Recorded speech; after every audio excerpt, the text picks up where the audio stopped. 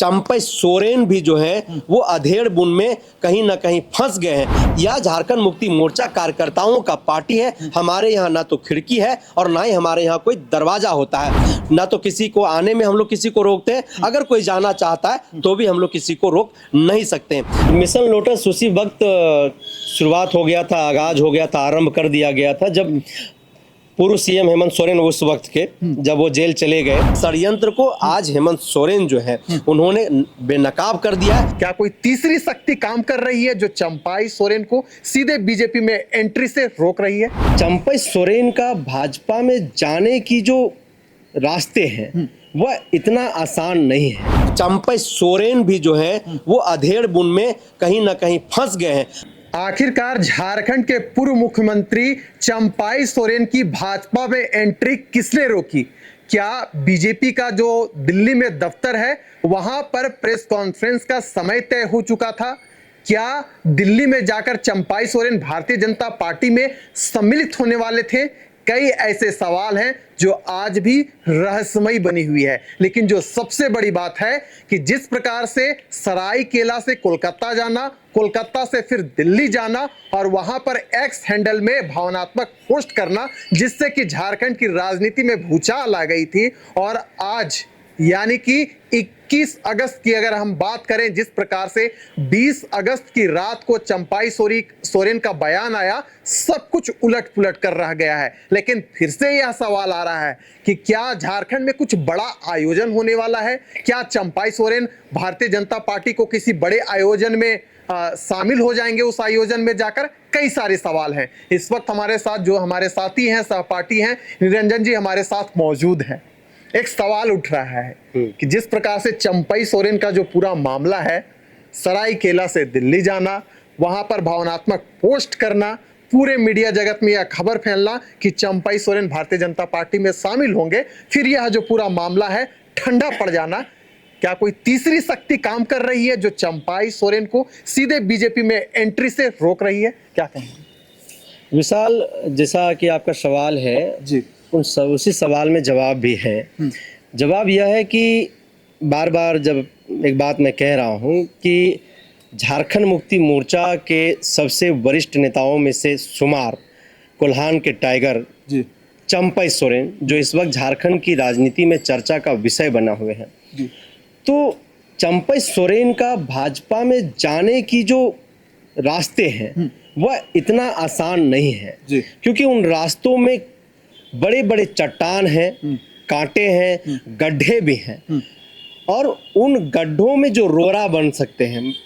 इससे पहले भी मैंने कहा कि भारतीय जनता पार्टी झारखंड प्रदेश में सबसे पहले नंबर में जो कद्दावर नेता है, सबसे बड़े नेता है, चहेते नेता है, वह बाबूलाल मरांडी हैं। दूसरे नंबर पर जो आते हैं झारखंड केंद्र सरकार में पूर्व केंद्रीय मंत्री अर्जुन मुंडा है। ये दो सबसे बड़े चेहरे झारखंड प्रदेश में भारतीय जनता पार्टी में है। तीसरा जो नाम है, पूर्व में मुख्यमंत्री भी रहे हैं, रघुवर दास। बिल्कुल। तो इतनी आसानी से जिन बातों को लेकर के चंपई सोरेन भारतीय जनता पार्टी में जाना चाह रहे थे, जिन रास्तों से, वह रास्ता इतना आसान नहीं है। क्योंकि ये जो तीन नेता हैं, ये तीनों नेता कभी नहीं चाहेंगे कि झामुमो से भारतीय जनता पार्टी में जो है वह चंपई सोरेन आए। क्योंकि चंपई सोरेन सीधे तौर पर वो आना चाहेंगे तो आगामी जो 1 महीने के बाद झारखंड में विधानसभा का जो चुनाव है, उस विधानसभा के चुनाव में वो चाहेंगे और वो बात भी रखे हैं कि मैं सीएम का चेहरा रहूंगा, मैं इस बार के चुनाव का जो है मैं चेहरा होऊंगा भारतीय जनता पार्टी का। बिल्कुल। और सरायकेला से उनका कोलकाता जाना, कोलकाता के रास्ते से उनका दिल्ली जाना और दिल्ली में जाकर के एक्स के माध्यम से अपनी दर्द को बयां करना, अपनी कई भावनात्मक बातों को उस पर कहना और भारतीय जनता पार्टी के शीर्ष नेताओं के साथ उनकी बातें, उनकी बैठक होना और फिर बातें नहीं बढ़ना, इसमें जो लोगों का कहना है, सूत्रों का जो कहना है कि भारतीय जनता पार्टी झारखंड प्रदेश के जो कदावर नेता हैं, इंटरनली कहीं ना कहीं वही लोग जो है विरोध का सुर, जो स्वर है वो तेज किया कि अगर वो आते हैं तो फिर हम लोग कहां जाएंगे। ऐसे में एक दूसरी बात भी यहां पर निकल करके आ रही है कि चंपई सोरेन को अब भाजपा की ओर से इस बात को लेकर के मनाया जा रहा है कि उन्हें राज्यपाल किसी राज्य का बना दिया जाएगा, और उनके जो बेटे हैं, जिस बेटे के लिए झारखंड मुक्ति मोर्चा से इस वक्त वो अलग थलग चल रहे हैं, जिस बेटे को लेकर के वो बगावत पर उतर आए हैं, बाबूलाल सोरेन को भारतीय जनता पार्टी जो है अगर यहाँ पर 24 के विधानसभा के चुनाव में भाजपा सरकार बनाती है तो उस सरकार में बाबूलाल सोरेन को मंत्री बनाया जाएगा जी। और फिर आप देखें कि दिल्ली से जब वो रांची लौटते हैं, सरायकेला अपने घर लौटते हैं, तो आकर के कहते हैं वो कि मैं दिल्ली इसलिए गया था कि मेरा चश्मा टूट गया था, तो मेरा बेटी रहती है वहां पर, तो नाती बोला कि आइए तो आपका चश्मा हम बनवा देंगे। तो ये बहुत हल्की बात हो गई, इतने बड़े नेता का इस तरीके से छोटी बात कहना झारखंड में जो है वो भी एक चर्चा का विषय बन गया कि मतलब इतना बड़ा नेता इस तरीके से छोटी बातें कैसे कह सकता है। और फिर जिस तरह से एक चाणक्य की भूमिका हेमंत सोरेन ने निभाया इस दौरान, अपने उन बागी विधायकों को अपने आवास में बुला करके, जिनको झारखंड मुक्ति मोर्चा में बागी विधायक के तौर पर देखा जा रहा था कि कोल्हान के क्षेत्र से वो विधायक हैं और चंपई सोरेन के सानिध्य में वो रहते हैं। ऐसे में अगर चंपई सोरेन भाजपा का दामन थामते हैं तो वो भी उनके साथ भाजपा में चले जाएंगे। लेकिन जिस तरह से झारखंड मुक्ति मोर्चा के कार्यकारी अध्यक्ष हेमंत सोरेन वर्तमान झारखंड की राजनीतिक परिदृश्य में उभर करके आए हैं, जितना ताकतवर होकर के वो सामने निखर करके आ रहे हैं, उससे कहीं ना कहीं यह बातें एकदम स्पष्ट हो रही है कि अब झारखंड की राजनीति में, खास करके झारखंड मुक्ति मोर्चा में एक बेहतर चाणक्य के तौर पर निखर करके आए हुए हैं वो। और उनको पहले ही पता चल गया था कि फिर से झारखंड में भारतीय जनता पार्टी जो है वह मिशन लोटस चला रही है, और चौथी बार मिशन लोटस जो है भारतीय जनता पार्टी का झारखंड में विफल हुआ है। अच्छा, मिशन लोटस का आपने नाम लिया तो यहां से भी एक सवाल निकल कर आ रहा है। अगर हम अतीत में झांके, जब हेमंत सोरेन जेल गए हुए थे और जो सत्ता की जो चाबी है चंपई सोरेन के हाथों में थी, यानी चंपई सोरेन उस समय झारखंड के मुख्यमंत्री थे, जब वो मंत्रिमंडल की बैठक लेते थे, प्रोजेक्ट भवन में बैठते थे, तो क्या कोई ऐसा शख्स था जो मिशन लोटस के लिए उस समय ही लग गया था कि अभी जो झारखंड का जो युवा नेता के नाम से मशहूर है यानी कि हेमंत सोरेन जेल में है, यह अच्छा मौका है कि चंपई सोरेन को अपने पाले में लिया जाए और मिशन लोटस को सफल बनाया जाए। क्योंकि देखिए, हमने देखा कि जैसे ही हेमंत सोरेन जेल से बाहर निकलते हैं और फिर जो सत्ता की चाबी है उनके हाथ में जाती है, और फिर वो अपने ढांचे में जो सारा कार्य है उसको ले लेते हैं, और फिर इसी बीच जो दर्द है, जो पीड़ा है, जो कुर्सी का जो हम कह सकते हैं जो गर्मी है, वह गर्मी चंपई सोरेन तक नहीं पहुंच रही थी। इसी कारण उन्होंने यह जो पूरा जो घटनाक्रम है, या हम कहें जो राजनीतिक गलियारों में जो चर्चा का भी विषय बना हुआ है, यही कारण है कि यह जो घटना है सो घटी है। तो क्या हम कह सकते हैं जो मिशन लोटस था वह उस समय ही शुरू हो गया था जब चंपई सोरेन मुख्यमंत्री के पद पर थे?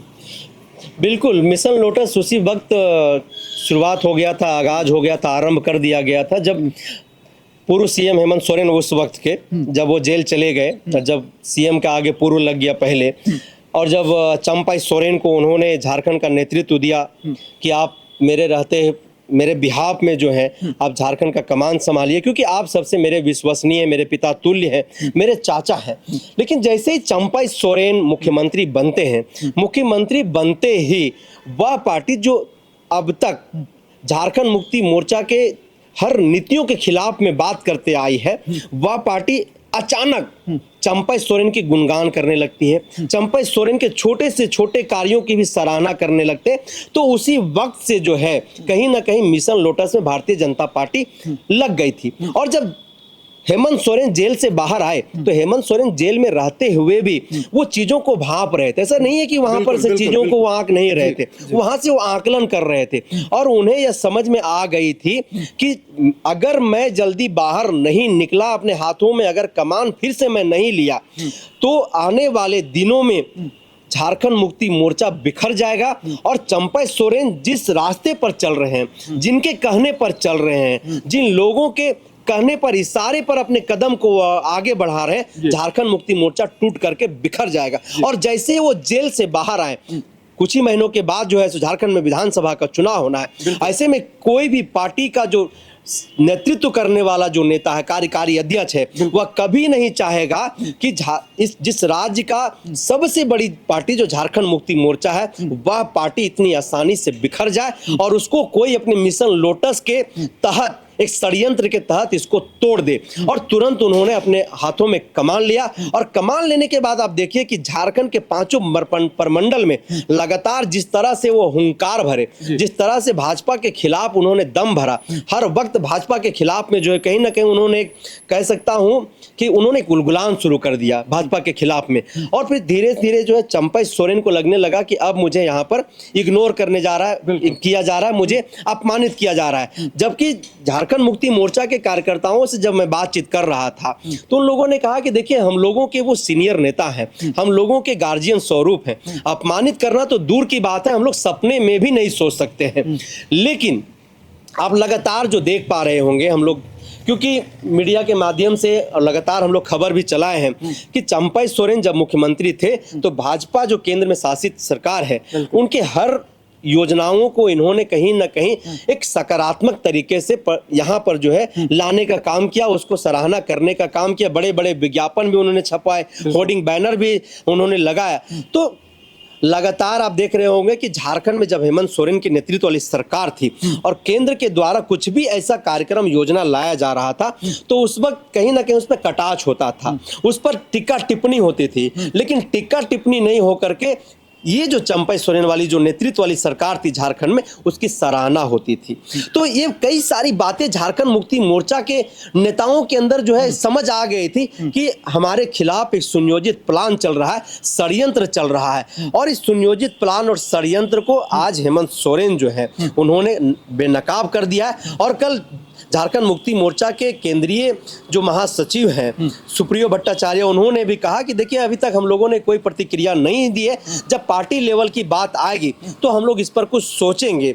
लेकिन यह झारखंड मुक्ति मोर्चा कार्यकर्ताओं का पार्टी है, हमारे यहाँ ना तो खिड़की है और ना ही हमारे यहाँ कोई दरवाजा होता है, ना तो किसी को आने में हम लोग किसी को रोकते हैं, अगर कोई जाना चाहता है तो भी हम लोग किसी को रोक नहीं सकते। ऐसे में आज के डेट में चंपई सोरेन भी जो है वो अधेड़ बुन में कहीं ना कहीं फंस गए हैं कि आखिर अब हम करें तो करें क्या। जी, एक भावनात्मक रिपोर्ट तो हम लिख दिए एक्स पर और लिख करके फंस गए। अब ना तो वो घर के रह रहे हैं, ना तो वो घाट के बचे हुए, अब ना तो झारखंड मुक्ति मोर्चा के नेताओं से वो आंख मिला पा रहे हैं और ना ही भाजपा के वो नेता जो इंटरनली उनके खिलाफ में जो है वो कहीं ना कहीं काम कर रहे हैं।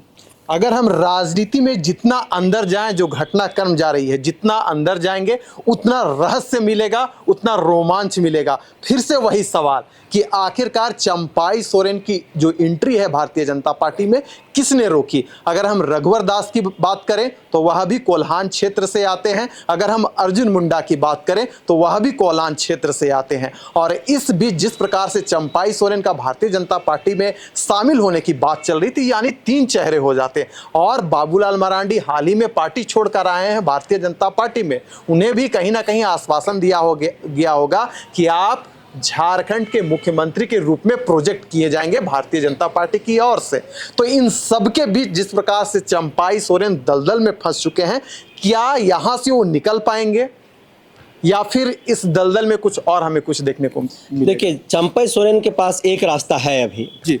अगर वो झामुमो में सच में अपने आप को अपमानित महसूस कर रहे हैं तो कोल्हान में एक बड़े नेता हैं, वो जो निर्णय ले सकते हैं, वो एक नई पार्टी बनाने का निर्णय ले सकते हैं। बिल्कुल। और उन्होंने कहा भी कि एक इतिहास रचूंगा मैं।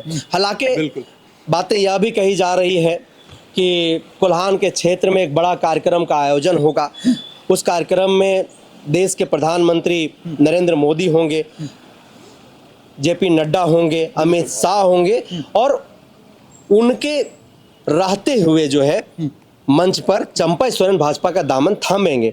लेकिन अगर कुछ झारखंड अलग राज्य के आंदोलनकारियों की हम बात करें, उनके आसपास के कुछ ऐसे सामाजिक कार्यकर्ता हैं, सामाजिक व्यक्ति हैं, झारखंड अलग राज्य के आंदोलनकारी हैं, उनसे बातचीत हुई तो उन्होंने कहा कि देखिए हम लोगों को जो महसूस हो रहा है, हम लोगों को जो लग रहा है, यह महसूस हो रहा है कि चंपाई दा भाजपा में नहीं जा करके वो एक अलग पार्टी बनाएंगे, एक तीसरे फ्रंट की ओर जाएंगे, क्योंकि झारखंड में इस वक्त एक थर्ड फ्रंट की बेहद जरूरत है। और बाबूलाल मरांडी झारखंड में वर्तमान में कहीं ना कहीं लोग उन्हें आज एक सबसे सुलझे हुए नेता के तौर पर लोग देखते हैं। उनके पास झारखंड को लेकर के एक बेहतर विजन है और जिस तरह से वो बातचीत करते हैं, आप देखिएगा कि कभी वो अनर्गल बात नहीं करते हैं। बिल्कुल। दूसरी बात कि झारखंड को लेकर के हमेशा उनके पास एक बड़ा विजन, बड़ा एक सोच है। अर्जुन मुंडा अपने आप में कदावर नेता हैं, तो ऐसे में चंपई सोरेन के पास इस दलदल से निकलने का एक रास्ता है जो लोग कह रहे हैं, और कह रहे हैं कि हम उनके साथ जाएंगे भी, लेकिन तब जब वो थर्ड फ्रंट की ओर आगे बढ़ेंगे, तब भारतीय जनता पार्टी में वो जाते हैं तो हम उनके साथ नहीं जाएंगे। हम जहां हैं, हम लोग जहां हैं, हम लोग वही हैं, क्योंकि यह वही भारतीय जनता पार्टी है, लोगों का कहना, झारखंड अलग राज्य आंदोलनकारियों का कहना है, जो झारखंड अलग राज्य जब हम लोग लड़ाई लड़ रहे थे, उस लड़ाई का यह घोर विरोधी था, तो ऐसे विरोधी पार्टी में तो हम लोग नहीं जा सकते। चंपई सोरेन अगर जाना चाहते हैं, दादा सीनियर नेता हैं, हम लोगों के चहेते हैं, हम लोगों के प्रेरणा स्रोत हैं, उनके मार्गदर्शन में हम लोगों ने राजनीति को सीखा है, तो ऐसी कई बातें जो है वह लोग कह रहे हैं।